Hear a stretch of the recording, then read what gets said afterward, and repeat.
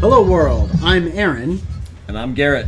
And today we're here with Cody Fernandez from Ironverse Comics, here to tell us all about his book, Jack Irons' Steel Cowboy. I'm Aaron. And I'm Garrett. Hey there, Cody. And we're with Cody Fernandez. All right, sorry folks, I had it YouTube queued up and I was hearing that at the same time. I'm Cody with Ironverse Comics and I'm happy to be here. Thank you so much for having me. And Mo Biggs is Mo Biggs. Thanks for tuning in, Mo. Glad to see you. So before we jump into the book, Cody, I like to get to know our guests a little bit better. I don't know, why don't you tell us about how you fell in love with comic books? Is there a first book that got you hooked? Oh, sure, absolutely. There was. I've always written. I've always had the need to get the things in my head out of my head. I think a lot of folks can relate to that. So when I was little, I started with plays and such, so I was kind of used to the scene and dialogue setup, right? Then as I got older, you transfer to different mediums, you check out a lot of stuff. Fell in love with superheroes through the Saturday morning cartoon, as a lot of folks have. And then later in life, in my teens, I saw Clayton Crane and Garth Ennis's Ghost Rider Road to Damnation, and that really showed me something that I hadn't ever seen in any other medium before. The artistry, the horror, the cool that was tackled in that work. And after reading that, I was pretty much hooked, and I started diving into a bunch of different things from the original Ghost Rider runs, dove into the Punisher pretty heavy. And once I kind of knew how much I loved the medium, I wanted to carve my own path in it. And the more I learned about the medium and how free it is, how creatively free, I couldn't do any other medium. I love comics. So, are there any books out there right now that you're reading that you find particularly interesting? I'm a back issue guy, always have been. Usually older stuff is what resonates with me. Modern books, I think the most modern I've been reading is I've been chugging my way through East and West. But honestly, I hit a lot of different things. I've been, right now, what I got right here is the sequel series to Alita Battle Angel. I'm a big manga fan as well. I like the pacing. I like a lot of what they can tackle and how much you have to dive into in a lot of different series. So that's kind of what I've been doing. I do What You're Reading about weekly on my YouTube, Ironverse Comics, if folks want to check that out. And that kind of will talk about some of those things. I read recently, I saw a recent video of yours talking shit about my boy John Sable. Well, I didn't understand John Sable. I still don't. But I had looked through... What you got to say to my face about this? Oh. I'm just kidding, man. Just kidding. It was an interesting noir kind of romance thing, and I had no footing for John. And what in that issue, what I really came to like, or what got me to look at it, was the other story in there that was pixel art, which I hadn't ever seen in the comic, and it was very 90s like pixel art, so like from an Amiga or something. I just thought that was really neat. First Comics put out a lot of interesting stuff back in the day, and there weren't, what we consider to be like the modern storytelling conventions that we've come to appreciate in contemporary comics. They kind of, I guess, strayed away from that. Their comics didn't really have like the mainstream plot lines that we like. John Sable was a little bit like Daredevil, but not really. Yeah, he's an acquired taste. It's okay. I didn't really read that much. I was much more of a Badger fan when it came to First Comics. But they had a character who was like a cyborg lawman, Marshall, who you might want to check out. I can't remember the name of the character now. It totally fell out of my head. But yeah, he was like a metal dude. It was pretty cool. You always frighten me with some of the characters you pull out of your like old '90s recollections. It's I terrifying. mean, like, I don't. This isn't really '90s though. This is like pre-'90s. Oh, yeah, This is absolutely. $1. You know, like this is John Sable #1. Reminds me of what was that? It's all newsprint. It's all faded and like rubbed down now from years of grubby little fingers gripping the pages. So one of the things that we like to talk about here is how interesting a medium comic books can be to tell stories. There's something very special about storytelling through sequential art. What is it about comic books that appeals to you as a storytelling medium? Why not Freedom. movies or novels or something like Freedom. No Freedom. question. It's freedom. You can do whatever you want. At the end of the day, I mean, with budget and such, but even the budget barrier is a lot lower than many other mediums. If you want to get into indie film, again, I started with playwriting, and that you're working with a very rigid medium, not so free. You can tell a lot of different stories, and some people work really well in boxes when they're telling stories, and that makes them more creative. For me, having no chains, no boundaries, that allows me to feel able to create whatever the hell I want. That's what carries me forward, and finding the right collaborators. Right, that's the other big bit. I like that it's a collaborative medium. That there's many facets of it, and there's a lot of learning and exchanging and growth that can occur in comics as its collaborative medium. Me writing, I've learned so much working with an artist and making sure that all the little things, pacing. How gutters should run, Dude, we how were just best talking about communicate. both of those things today. Yeah. Our gutters and our pacing. And I love the fact that you keep up with like a week. You said you have a weekly show on YouTube where you talk about what you're reading. Yeah.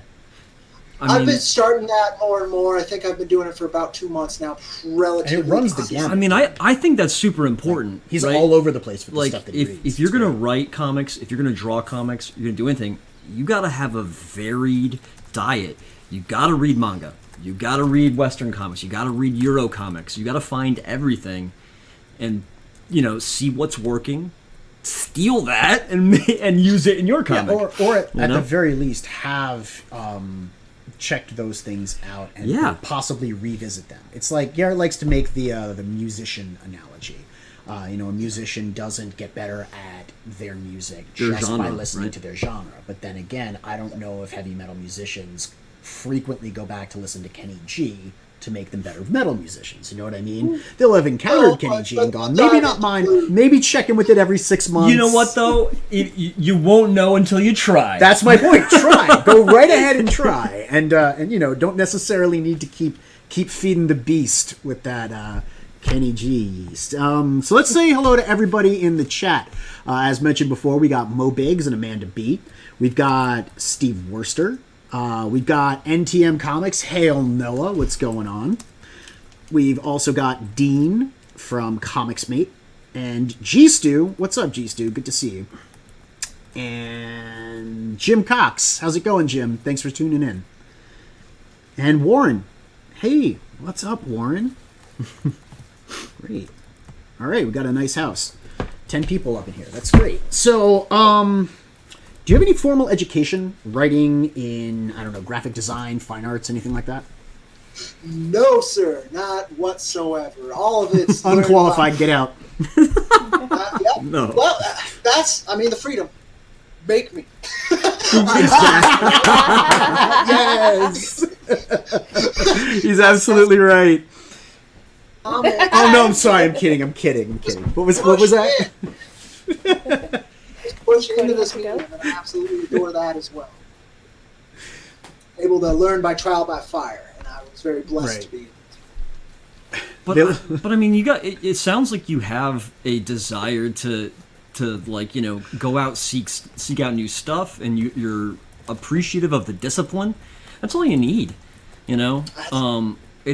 It's always a benefit to be going to school for art or drawing or stuff like that. But it's just kind of an accelerated way to start on this journey that is going to take you well past and out of school in order to actually get good. So you got everything you need. That's fair. I Dungeon think so actually- too. We were talking about heavy metal there for a second. That's what I start in art. I had a long period as a heavy metal bassist, and I was self-taught there as well. I find, again, the freedom, the rigidity I don't do so well on, or whether it's education or authority. A lot of different types of rigidity I don't do so well with. Comics was the ultimate liberator for me creatively. Hey, we got Zaid Comics up in the chat. Thank you so much for coming. I think that's a pop, Phil Pops, right? What's up, Phil? Glad to have you. Yeah, Don Chin actually mentioned that thing about not having to deal with actors in comics. So you absolutely have the freedom to make your characters do whatever the heck it is you want. They don't talk back. And I really like that working in comics. Yeah, you say that, but at the same time, you got to deal with artists then, which is might be worse than that is true. But I mean, directors, because I know I'm pretty insufferable sometimes. Writers and directors, they still also have to deal with cinematographers and that kind of stuff. So all people that are on board to make a comic book work. Actually, that's a pretty good segue into a question that I have sort of later down the line, but we can jump into it now.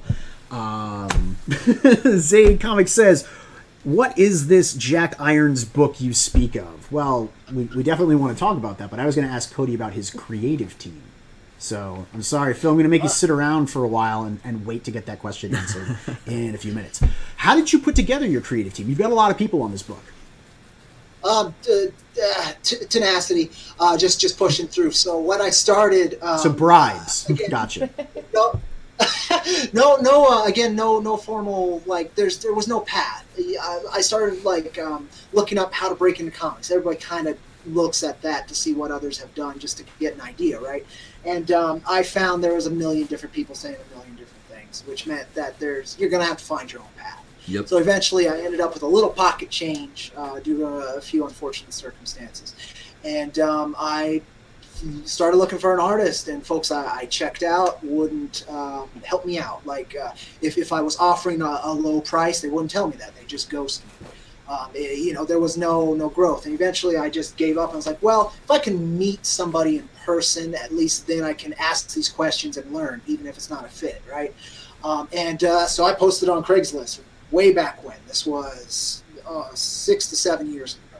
And this wonderful Argentinian artist named Maxi Dallo, he comes up through my area once in a while, and just the timing worked out. He was interested in the idea. We met at a local McDonald's. He showed me his portfolio. I showed him my script and my really kind of cruddy concept. So you're a real charmer. You took him out to McDonald's for your first meeting. All right. Well, neither of us wanted to get stabbed, right? So it's a public place. Fair enough. Too many aspiring artists been stabbed over at the Burger King. So let's go to the McDonald's. Do you remember the time we saw the street shaman? Man. At White Castle. Actually, we've been making fun, but we absolutely had a meeting, like one of our early meetings about Mavericks. Was at a White Castle. And we sat there talking about like future tech and stuff, and this dude came rolling down the street with a shopping cart with all sorts of like swords and golf clubs and stuff sticking out like a modern day Casey Jones. Yeah. And legit. And he had like this weird outfit on, and you were like, oh look, a street shaman.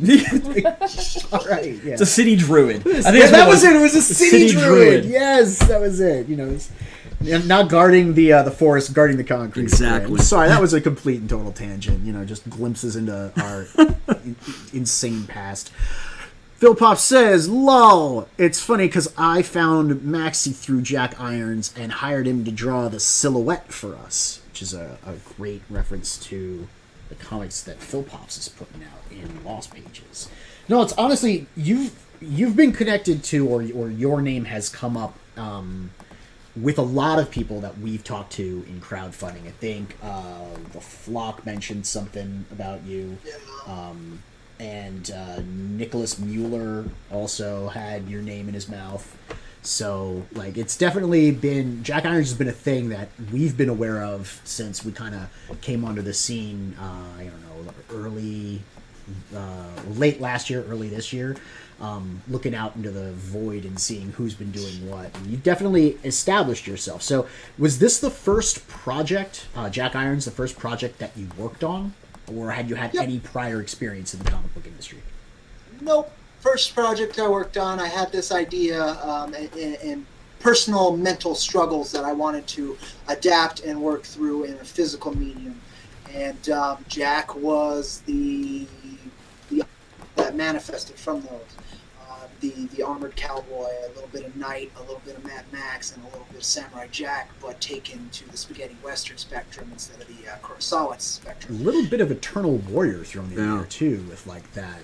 Coincidentally, I wasn't aware. I didn't really start reading indies till maybe a couple years before we started really working on the line art for Jack.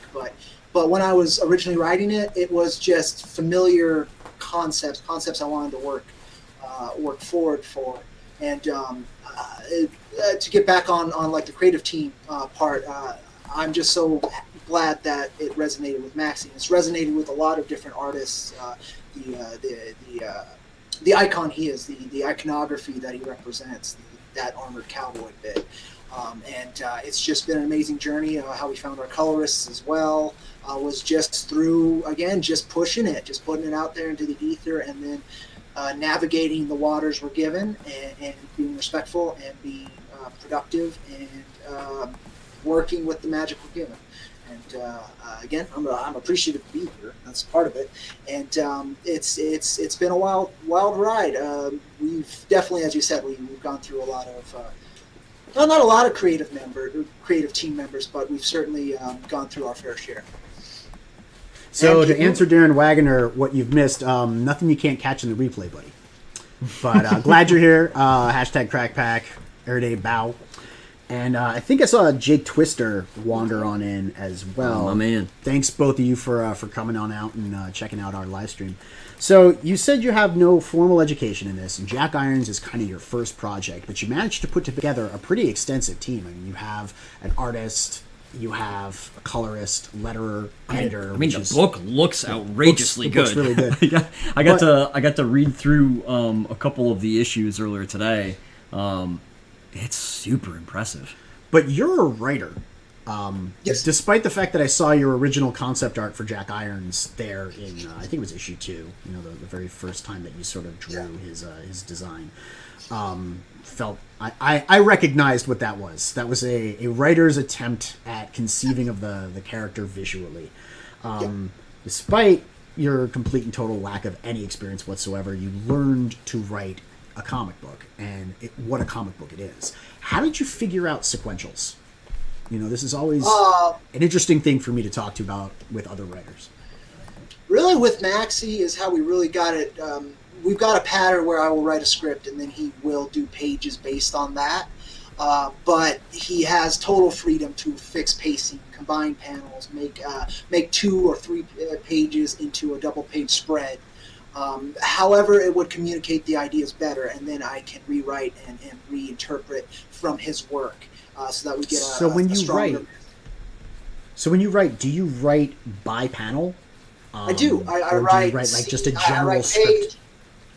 Yeah, I write page, and then I write a scene. So the general idea I want the page to communicate, and then I do by panel, and then describe each panel, and then below that I'll put dialogue. That tends to work, but again, it's an extensive set of guidelines more than it's this is what I need to happen. And that's the thing with comic book writing. There's like no formula really, like there is with screenwriting. Screenwriting, there's a definitive format by which you write a screenplay, either for television or for movies. The twain don't usually match up. They're not congruent. But with comic book writing, it's, whatever works goes. You look at Alan Moore is completely different than Jim Zub. They're my 2 favorite comparisons. Jim is very efficient in the way he writes. He only gives you exactly what is there. No descriptions of what is there unless it's absolutely key and, like key element to the frame or to the story. And Alan Moore will write entire full-length pages in bold caps with no indentation for one panel. So, and it's all descriptive and metaphorical. So, there is no method by which you go about writing comics, which is why it's so important. We talk about the Moore scripts often enough, but something I was thinking about... Oh, I rag on him all the time. I wonder if there's actually an artist out there who appreciates that, because I don't think there is. I don't know. I'm sure that the guys he was working with, got into at least the feel of the script that he was writing. Because when you read it, it's really descriptive. The stuff he did for Tom Strong, he spent 3 pages on a door. Duh. You know, so like, I shit you not, ladies and gentlemen, on a door. It's incredible. But anyway, to transition back to this, what's the most demanding thing you've ever asked your artist to draw? Andy, I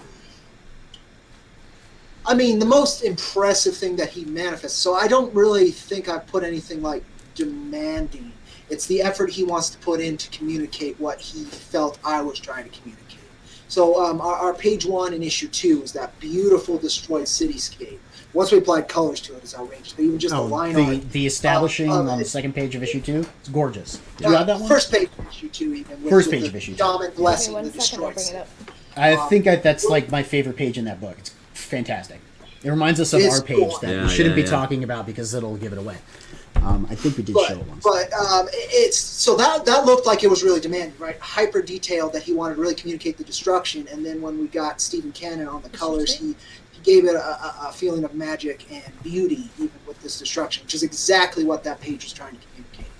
It was like the Even purple-pink tone that he put on it, which really made it feel like it gave it the atmosphere of that weird sort of sun going down lighting to it, with the foreground figure looking out. It's a great page, and the hyper detail is great, and the way it recedes into the background, and you lose the detail, you lose the line weight into just this sort of sea of ruined buildings. I'm talking it up really well while Frequency Girl's trying to find it. No, I have it. I'm just having issues sharing my screen. Oh, okay.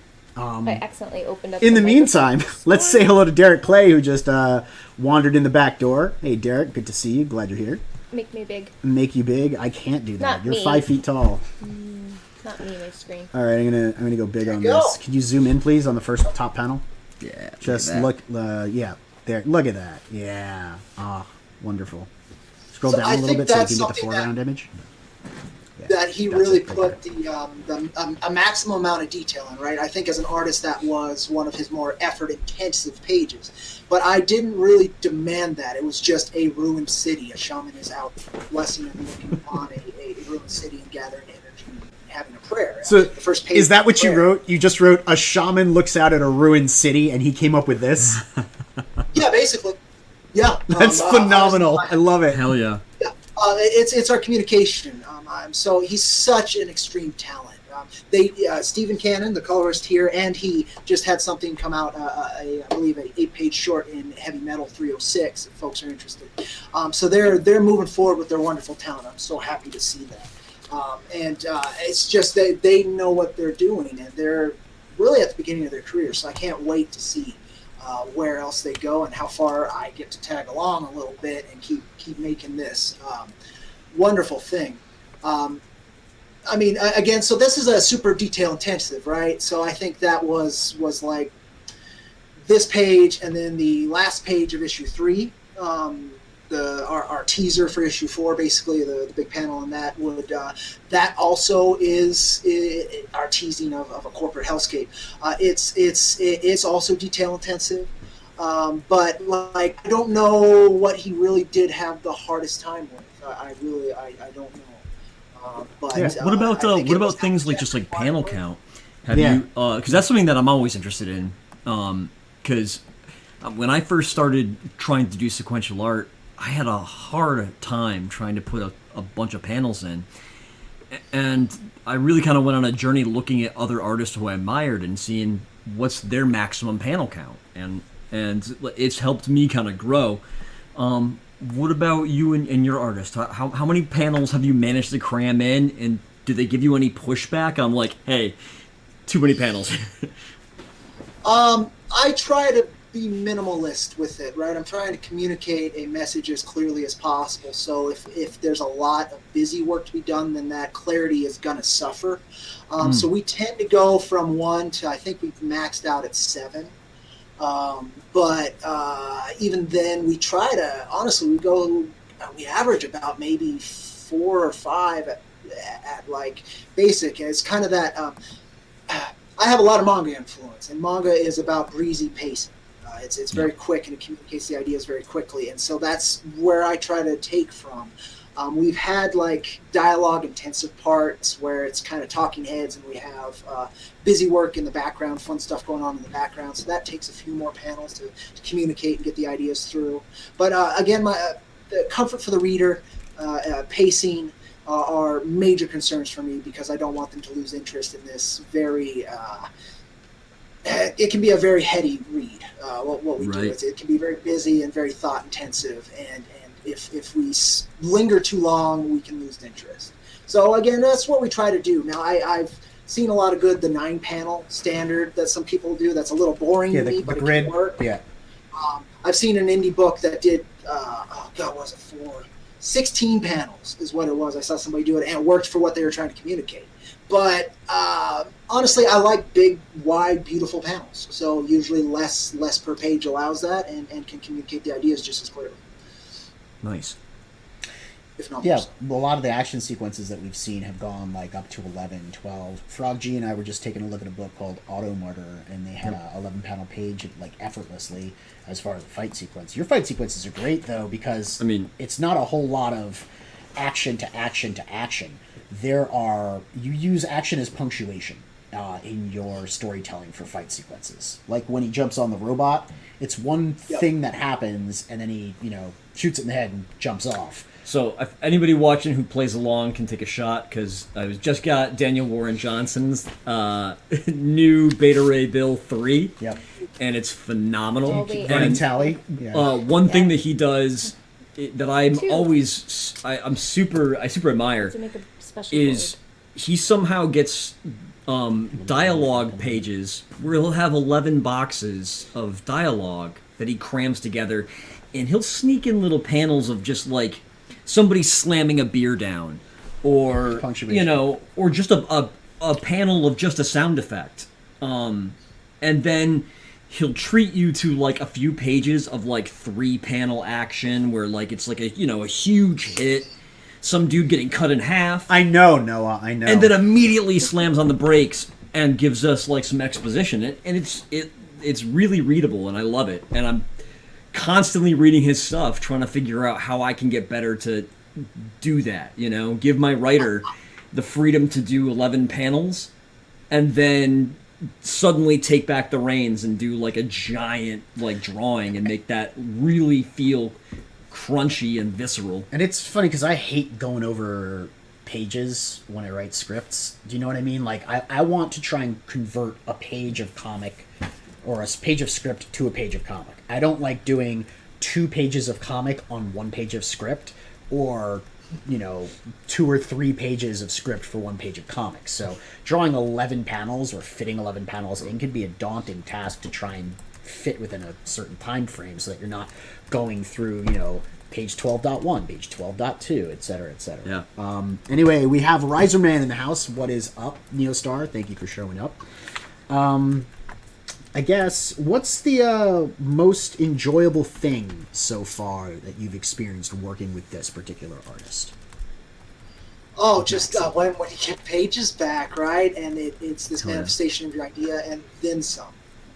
And then a lot in Max's cases, almost every time. It's what I wanted, but so much better than what I had imagined. That's usually it's that simple. Overall in comics, it's seeing the readers get the books.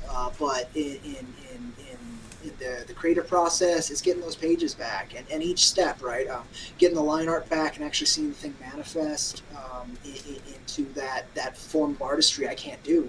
And then getting it to the colorist, and the same thing happening. And then you start seeing the lettering coming in. It's the steps. It's seeing that growth. I really love that. And again, it's because this creative team knows how to take these relatively goofy ideas and extrapolate them into something meaningful and powerful. And just seeing that happen. You also have an editor on the team. I think Dollar Yes. Coins, right? Yes. What's it like working with an editor, and what do they do for you? This is I've worked with a couple. I've worked with a couple editors, particularly on Jack. Dollar Coins helps us. We're doing a lot. Ironverse Comics is an imprint. We have 5 titles in the works. Dollar Coins is our mangaka. He does everything himself. He's been a prolific screenwriter and novel writer for a long time, so he's helped me in the more professional bits. Again, I have no formal education. I just shoved my foot in the door and said, I'm here. He went through those steps. He went through those gauntlets, and he shows a lot of that to me. And he's working on our galactic end with his work, Cactus Coyote, while I'm setting the tone and setting the atmosphere on Earth. And then as we continue to grow this imprint, the goal is to connect those and then continue a bigger journey. So he helps with pacing, with ideas, with beta reading, with making sure punctuation and stuff is communicated right, that I'm not speaking too much on a page, I'm not saying too little. It's another set of eyes. I did another podcast yesterday, and we spent a good amount of time talking about editors, and really that fresh pair of eyes is super important. It doesn't matter exactly if it's an editor, even if it's just beta readers. Just because you spend so much time pouring your heart and soul into this work, especially if you're going through crowdfunding, so you have this whole business end and this dedication to it, and this trial by fire effort to it, and you can your brain ends up filling in a lot. I mean, we had typos go through like 6 people to print twice on page 1, and that was the only typo, but everybody missed it because it was page 1, and that's even with an editor. And so it's important to have those eyes. They're not gonna guarantee that things are better, but it's definitely gonna hedge your bets on making sure that those little mistakes that can pull a reader out of your world aren't there. Yeah, editors are quality control. It's funny because this is a Twitter conversation that kind of became a conversation that spilled over into YouTube, and a lot of people were talking about it yesterday, and now, of course, I'm continuing that conversation today, and it'll probably be dead by tomorrow until it gets resurrected a month from now. But editors are quality control. They help you they help you not only look at your grammar, punctuation, spelling, the stuff that a proofreader would do, but also at your art and story, the ratio, the pacing, panels, colors, all that. Like a good editor who's experienced in comic books they wear a lot, and I hate the saying, but they wear a lot of hats, and they take care of a lot of stuff when it comes to quality control in the comic book. Yes, puppy. Hello. Oh, yeah. Hello. Apologies to everyone out there. My dog is being super sassy tonight. And He just got a new box, Yeah. right? Tell him about the box you got him. I got a bark box. It's a Bogan box. No, seriously. But that's it's true. the It's Australia version. themed. Yeah. It's got a platypus in it, and a crocodile, and Yeah, he's got a little doggy subscription box, and it came in today, so he is losing his mind because he got toys and treats, and so he's extra sassy. My apologies. No, my other work that I do day to day is dog daycare. I run dog. No kidding. I love it. It kept me going. So- Alongside the create. is comic books going to become a full-time, long-term thing for you then, or are you going to continue to do the dog daycare thing? Depends. I mean, I take everything day by day. I play a lot of things by ear, I love that work very much. But if comics gave me the opportunity to lean into comics, there's something equally, if not more important, I need to do there. So I would like to if it was practical. But for now, I can balance both alongside. I wear a lot of hats on work. I'm starting doing a hot air balloon crew again this year, chase crew. So it's you do what you can to get by, and I've been lucky to get the gigs I've had. And comics is this very personal expression, communication. It allows me to socialize. It's really important to me, and I have a lot to do in comics. So if I was given the opportunity to do it, I would do comics. But Yeah, I mean, for you've got now- an imprint that's got 5 titles. It sounds like you're going to be fairly involved. It is your imprint. It's, Ironverse. It is. We've got artists attached to these. We have 8-page minis sitting. We have scripts for each also that are full length, 24-page intro issues just waiting. They're just sitting there, scripts. But again, it's funding that puts the cap on everything, right? So it's that's what I've been doing.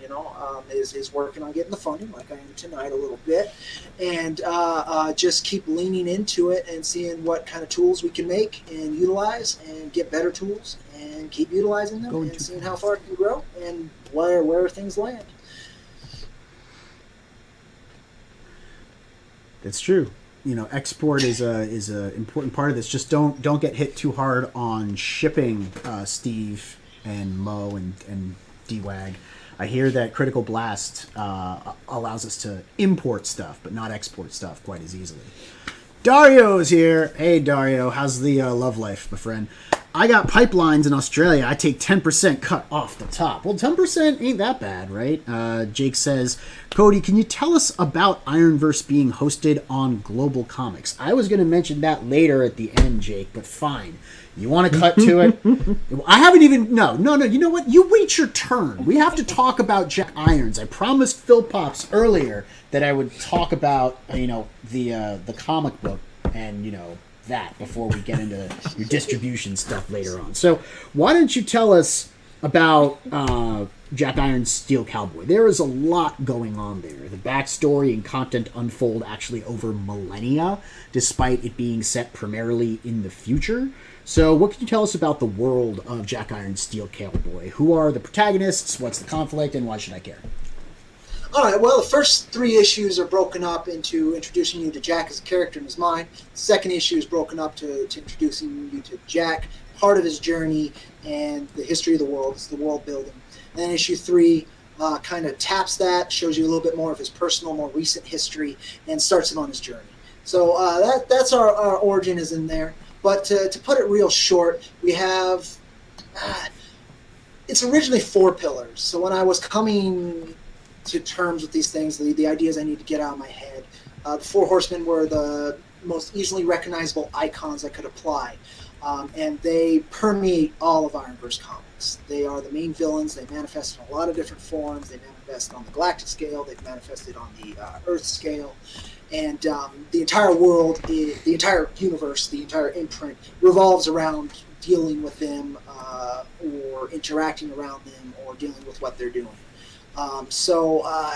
It's dealing with these things. Famine is a manifestation of corporate greed, lust, excess, toil, suffering. Plague is reckless progress. Science for science and power, for science's own purposes and power, and just for its very self-serving nature. Death, a very heavy concept that we can't bridge that divide, but we have to experience it. War, of course, aggression, emotional resonance, very strong. There's these concepts that all these characters have to deal with, and we just made them physically manifested, right? So we can deal with them in a story. Jack was me being like, well, you have all this human history and all this weight as it came out of me when I was growing up, going from a child to a teenager to an adult, coming to terms with a lot of what humanity is, right? And that can get to the point that it almost seems hopeless to continue forward. And so what I ended up doing was made a character who has no choice but to continue forward. That's the immortal part of it. And the reincarnated part is he has to carry all of that human weight very directly, very personally. And then oppose that against these literal manifestations of all the ugly he's already had to go through. And see what happens when we slam those things together. That's what Jack is. Our imprint's tagline is, when reality belongs to evil, heroes are inevitable. I love it. That's our entire bit. It becomes an immune system. And that's what we're doing in it. It's just literally reality is trying to consume itself. These 4 things oppose each other, but more so they oppose anything other than them. And something's going to have to stop that. It's not going to go through and just be there. And that's what Ironverse Comics is exploring. And Jack Irons is the foot in the door, is the folk hero, the original folk hero out of that. He's this thing that needs to come with terms and then stand up. And through the first 3 issues, you kind of see that he hasn't stood up yet. He's just kind of there dealing with it. And that's what we're working towards. And Jack's got a lot of weight and a lot of things to explore, and I'm excited to. Issue 4 through 6 are really fun. Yeah, he seems like a can't wait big to get dude, those out. and he's made out of metal, so absolutely a lot of weight there. It's armor. It's certainly armor. It's a combination of the cowboy and the knight. It's chivalry on a rugged independence. The design is great. I love the rocket horses. In the very beginning of the first issue, upon that page turn, it's great. And the what is it? It helps to have a sense of levity too, or something like that in the box. Flair for drama. Yeah, that's it. He's sitting on the bike with the horses. Just yeah. Why are you bringing up? That looks like Illustrator Monk. Is that Illustrator Monk? That is Illustrator's Monk work. It is Illustrator Monk. Bow. I thought you meant like Very not iconic art that it wasn't Jack. Yeah, seriously, I could tell whose ass that is anywhere. Usually it's on a broom, but I like it on a rocket. This is a great crossover piece. It speaks to both of you, both of your creations. The Eclectic Coven. It's because it's the female character perched that way, and it speaks to Jack Irons because she's got the iron arms and she's perched on a rocket. And I just think that's very, very clever. Is this at all included in any way on the current campaign? The current campaign, no. The previous campaign, it was an 11x16 pinup. It doesn't have the logo on there. And then it's also a metal trading card that's been going out to folks that actually has a little bit more detail. It does have that logo. It also has a little kiss on it and has Ironverse Comics on the top. Cool. And I'm it was a gonna have wonderful, to- it was his gift to help our campaign a little bit that last time because our timing was terrible with our last campaign. I like that when everybody We kind got of 40% gets of our involved. funding the final day. It was just insanity. But there's this, I don't know, we have a wonderful community at Ironverse Comics. And as you spoke, there's a lot of people who come to us or around our work that they resonate with it because of how we conduct ourselves and what we're trying to do. And it's, again, our tagline speaks to it. That's our mission statement as a comic company, and it's also what the story we're trying to tell in the entire, comics line, but also per series. Different folks from different places, and Jack Irons as a character, again, I wanted to make a universal folk hero, somebody who carries all of humanity, and that anybody from any culture or religion could find some kind of resonance with him. That's literally his purpose, and then watch that oppose this evil. Samurai Jack, massive influence, and that's one of the Samurai Jack influences. Cultures from around the world put their faith in one person. Put their strengths into one person to face this greater evil, this greater common evil, and that's what we're doing. That's freaking awesome. Yeah, Man. it really is, and the fact that there's an imprint, that where all of this creative energy can kind of condense, crystallize, and be consumed, if you know what I mean, just kind of inhaled by everyone involved. It's an exciting thing. Where are you going with that? I don't know, maybe just, some weird analogies or, metaphor or two or three, the mood strikes me. So let's turn our attention to the campaign then. You have run 3 campaigns for Jack Irons prior to this one. They were all on Indiegogo. The last campaign, which was for all 3 of them, numbers 1 through 3, it grossed $14,000 back in 2020, back in April, and that's great. Those are great numbers. And for your 3rd book, that's like right on target for where you want to be, growing into an imprint before you start offering other things too, from a company that's had experience through crowdfunding. But what's the biggest hurdle you've faced so far? So again, no formality to it. I played so much by faith and by ear. We hit some big stumbles with that last campaign on shipping prices, on what Corona kind of did to everybody's work situations, on a lot of different angles. So I've been lucky. Again, I worked very hard, so I've been able to shore that up and get everything done and out. But that was a big one. Is finances are always the hardest part, even if you fund. If you didn't get the numbers 100%. And part of this campaign was to prove that we can do that we can get something out quickly out the door, that we can get you something that is durable and long-lasting and look great. And and have our numbers correct is really where it's at.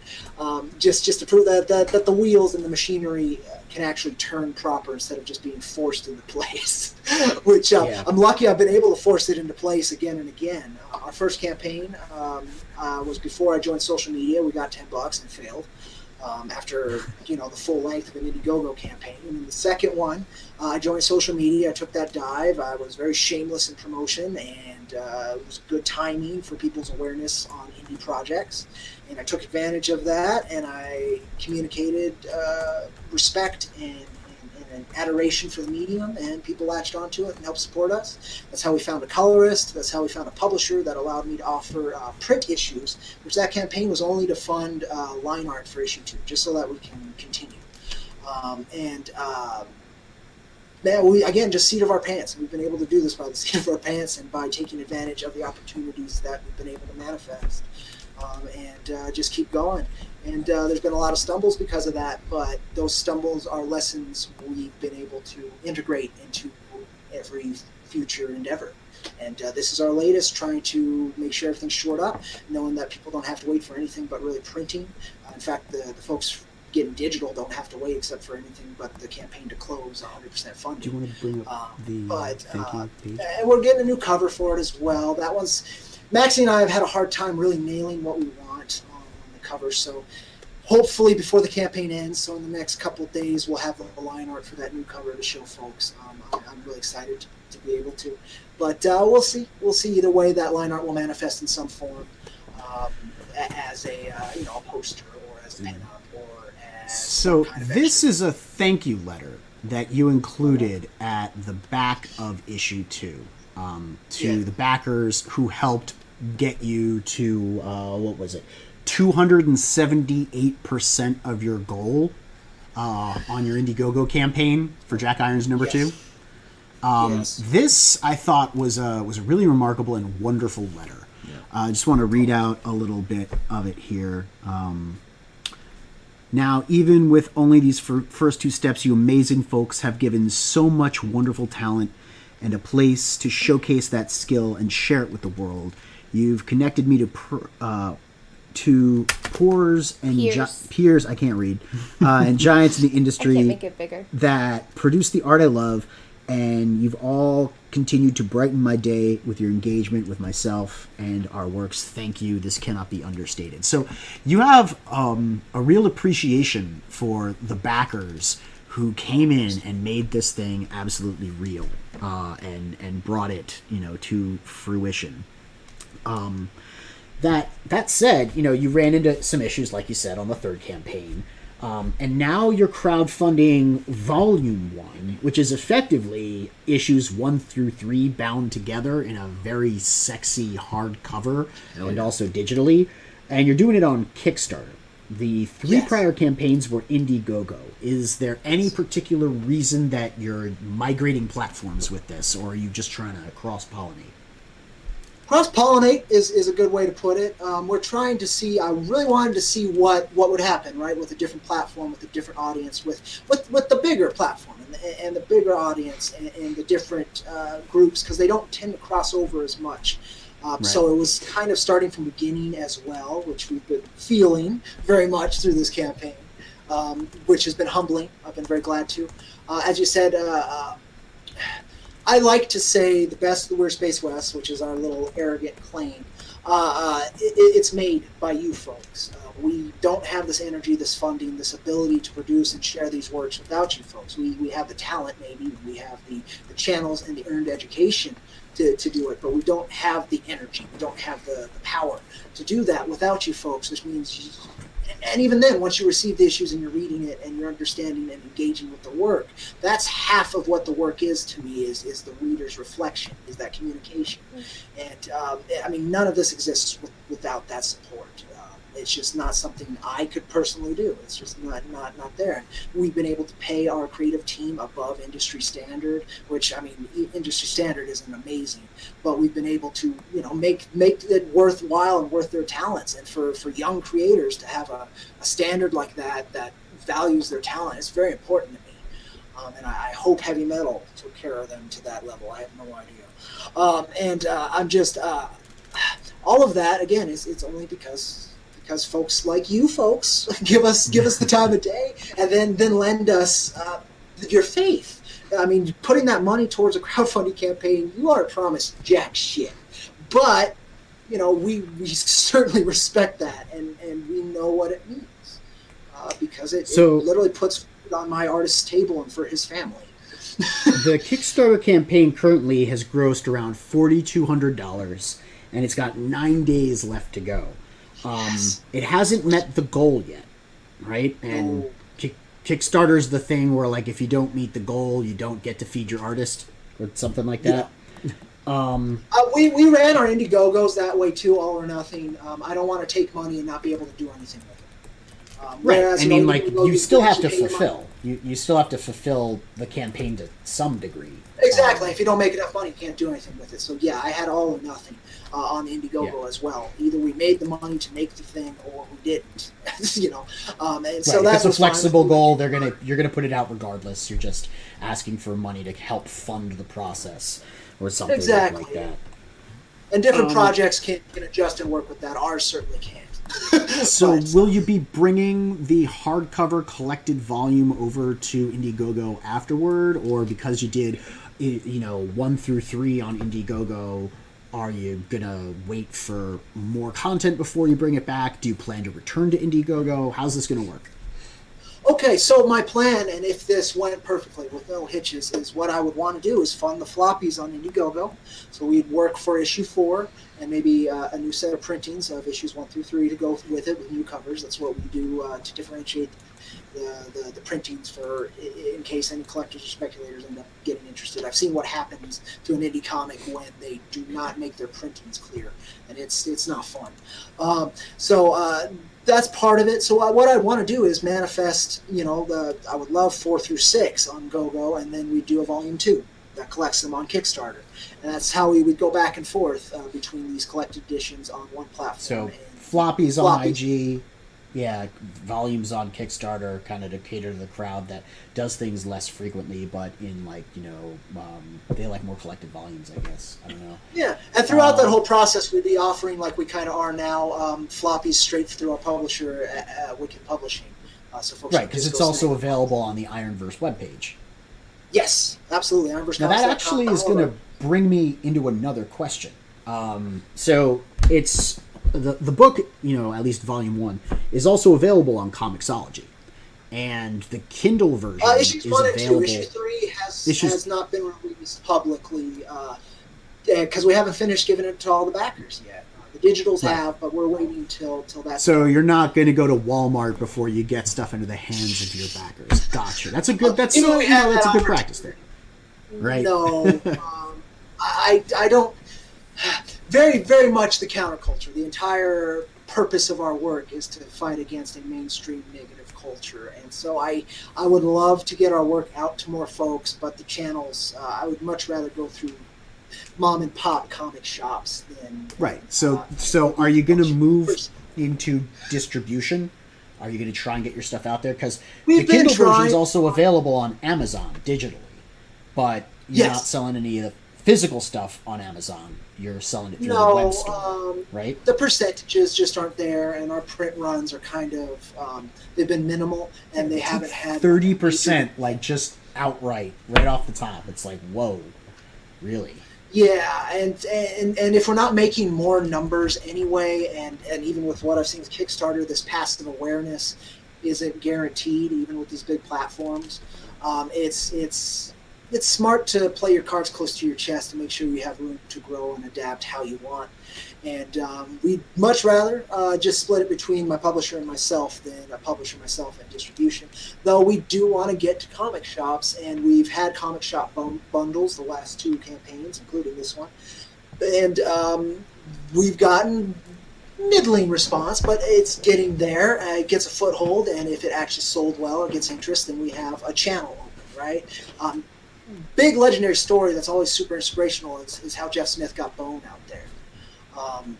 Calling every shop in the country himself and trying to pitch it directly to them. Yeah. I come from that mindset where you're going to probably have to build it from the ground up unless you want to sell part of your soul doing it. And so that's kind of what we've been doing. But the doors are open to pivot.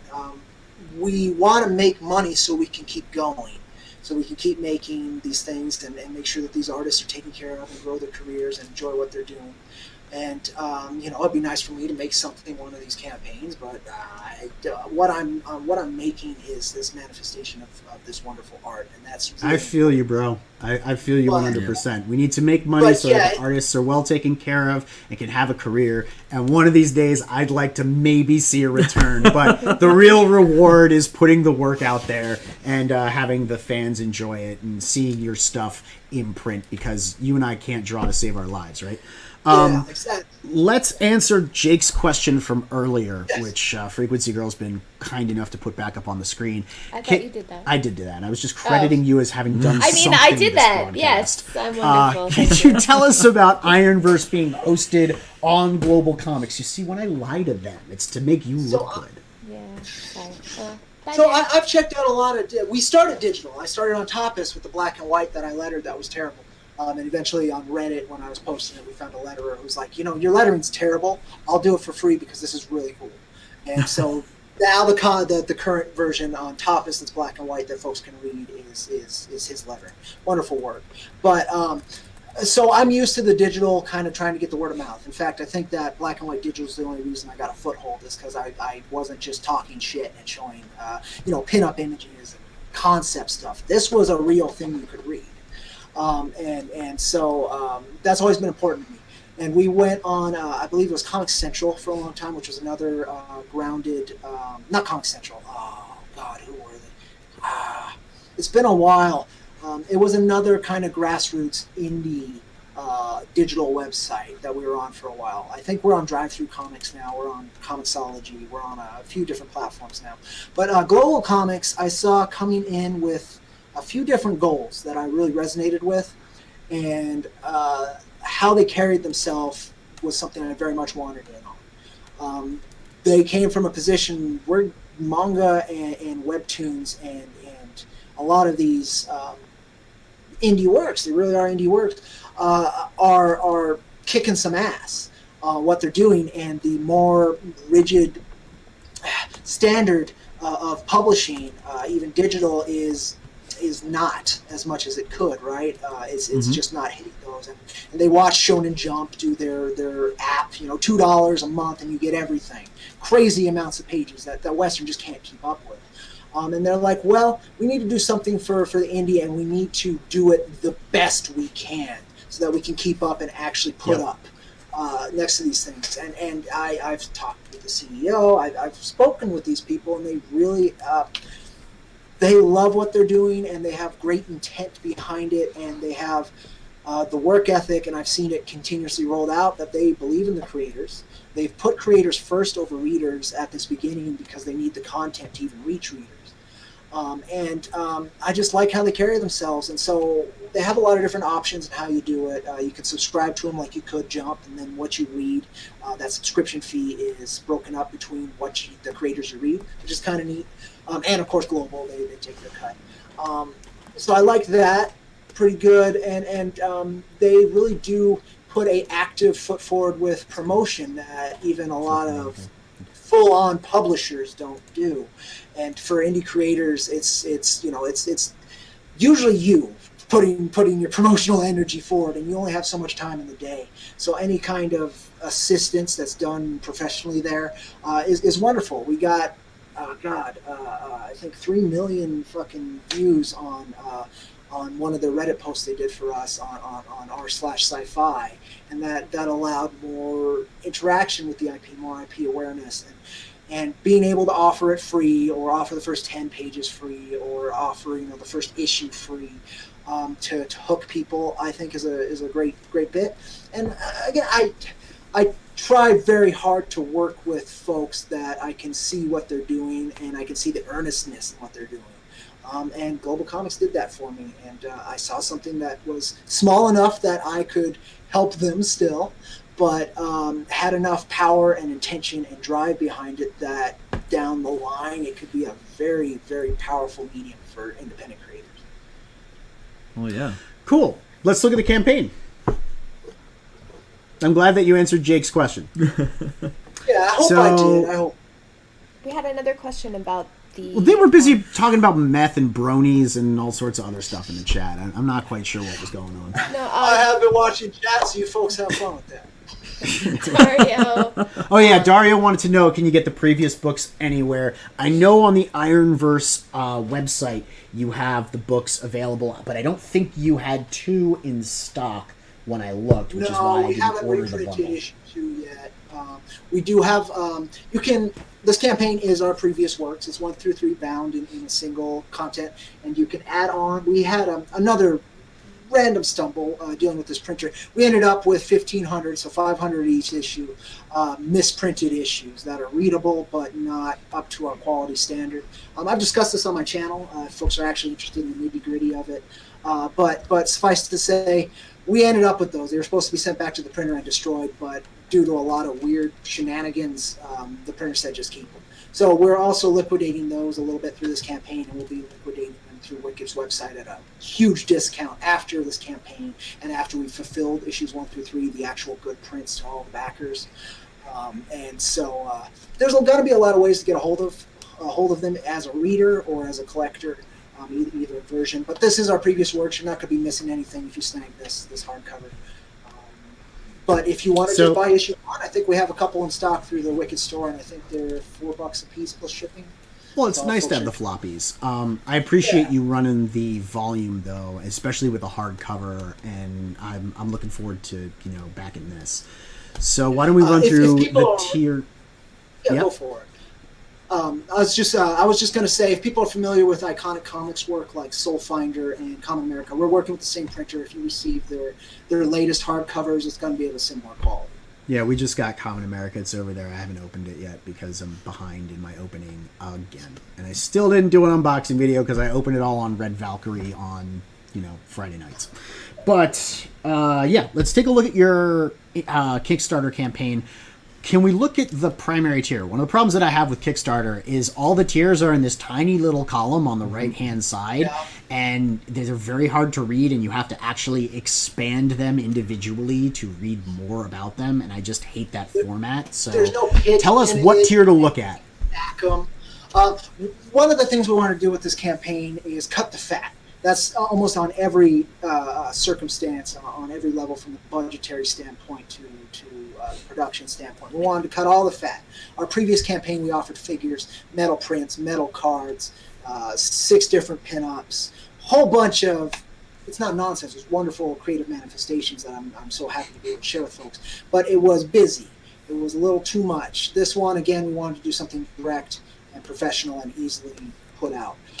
So the primary tier is the $30 hardcover. I believe it's plus $5 shipping US, and then we hit the international shipping accurately. So if any international folks are looking at it and you haven't backed a book internationally before, yeah, it's gonna hurt. It's gonna hurt bad, but that's just how it goes. It can be at least as much of the book in some cases.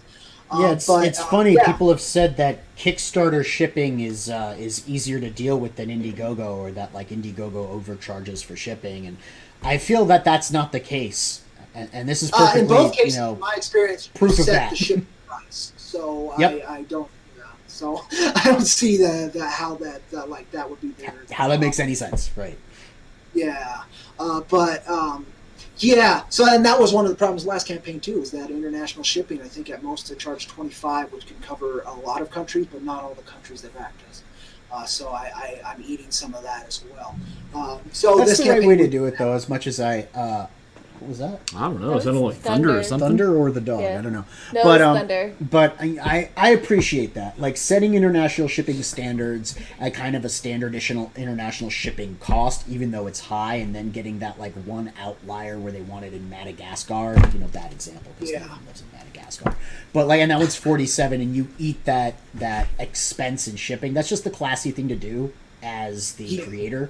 You're not going to make them, you're not going to go to them and be like, actually, it's another $23, and you're not going to get your book unless you pay me more, by the way. We're not going to notify you. We're going to go through backer kit and blah, blah, blah. Oh, man, I've had problems with backer. as well. I'm not a big fan of that. Yeah, everybody has problems with I backer kit. That's cancel why the we don't book, use and them. then I'm still told that you can back it still, when they're fulfilling, and it's just a whole rigmarole to stop getting those notifications.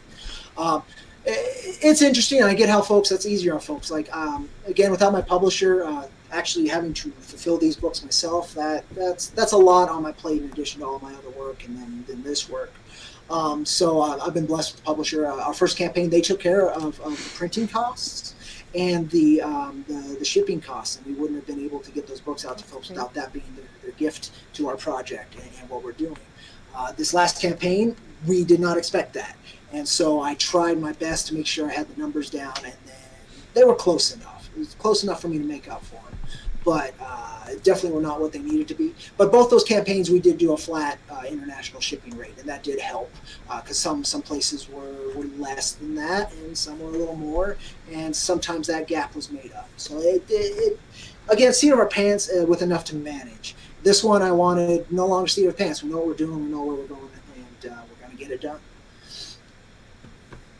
That's fantastic. Now, will you ever do another campaign that's, I don't know, as busy as the campaigns you did in the past with the metal bookmarks and the prints and all the other stuff? Or is, in your experience, that no longer something you want to engage in because it's just, like you said, too busy? I'd like to find a good middle ground because there's a lot of cool stuff, and I know, I would appreciate little extras. Like, I would love to do a metal bookmark with this as a stretch goal if we were able to hit and then go before. But right now I'm hitting for goal. I'm not thinking about stretch goals. But there's these wonderful connections. I have a connection on figures, and we did manifest these figures. I have a connection for these metal cards, metal bookmarks, metal posters and prints. I would love to see those come back because it's very on theme for Ironverse Comics. So I would like that to come in and be integrated properly. But this campaign, that would have been stretch goals, and still could be, but unlikely because of how Kickstarter works. You can hit stretch goals in demand on Indiegogo if you want. Kickstarter, there's no in demand. We're done on June 5th. Right. So it's unlikely, even if we were to fund that, we'd hit like a massive. No, I mean like in the future when you go back to Indiegogo or to do the floppies, or I'd like to. I'd like to find that mid ground. Now, I don't think you need bookmarks with floppies, so we might do another metal trading card, right? So you can start a little bit of a set. I'd like to add pinups again. I always love pinups because it allows me to reach out to different talents in the indie community and give them a gig and let them put their little. I agree. I like those. That's one place we made our footing. Again, we had those 6 pinups, and I just reached out and I tried to combine creators from all different kind of spectrums and see what three artists could do on a pinup with a penciler, an inker, and a colorist that wouldn't have worked together otherwise. That was really fun. I really enjoyed doing that. I'd love to do that again. Crossover prints are amazing. What? I think I'm gonna have to excuse myself for 5 minutes. Why? Because it's pouring, Yeah, and I left my windows open on my truck. Oh, snap. Oh, no. Cody, forgive me. I'll be right back. Want to walk the pup? Okay, Yeah. I guess. Well, if he wants to go outside. Oh, he wants... Dude, he's already at the door. If it's raining, you might not want to go out. Is it actually raining or is it just thundering? It's pouring. No, it's Oh, pouring crap. out. Go close your windows then. All right. Get this out of the way. It's my show now. You're in my world now, boy. Careful with the door. So I got to know, what words of advice do you have for people who are first getting into, crowdfunding or indie comics? You want to share some of your wisdom with them about like what to do, what not to do? My main thing is don't get into it for some other medium, like a lot of professional comic book artists do these days. Don't become a writer in comics because you want to be a filmmaker, for one. But even more so, if you're getting into this, make sure it's what you want to do. It's a hard road to learn. Even those who are really talented can take to it like a duck to water are having a hard time. It's a big lake to cross to get these things done. And it's page 3 of our page 4, page 3 of issue 1. You mentioned the healthy, sensitive, dramatic, but before that, tenacity will take you through anything. Be stubborn. Dig your foot in a little bit. Make sure you're doing what you want and how you want to do it. Don't really compromise unless it serves your goal enough to be worth it. Make sure you have a good judgmental eye on that. promote where best you can. Keep yourself loose. Don't get too rigid on any one thing in this massive thing that is indie comics and comics in general, from politics to networking to actual production bits, to those business relationships, to promoting other folks' work. There's so many facets. Just find what you enjoy with it, stick with it, build upon it, and don't stick in a comfort zone, but don't lean too heavy in something that's uncomfortable and could be wasting your time. Really, again, And though, for it's crowdfunding. just stick with it. Yeah, for crowdfunding in particular, you got to promote. You got to do things like we're doing right now. You have to, one form or another, and make sure you have your numbers in a row. That was a very direct experience, and take it seriously like I do. I take it very seriously. It's very important to me, but not so much so that failure will break you. Failure should be growing. You should be able to learn from mistakes. Yep. The best indie projects I've seen again and again, if they do fail, they roll with it and continue forward. Again, tenacity. Just make sure that you stick with it, because nothing was made. Rome wasn't built. Sorry, Al. What a miss. All right. I'll let you back in. But, Let you back in. Nothing you can't catch in the replay, Garrett. Oh, fair enough. yeah. Touche.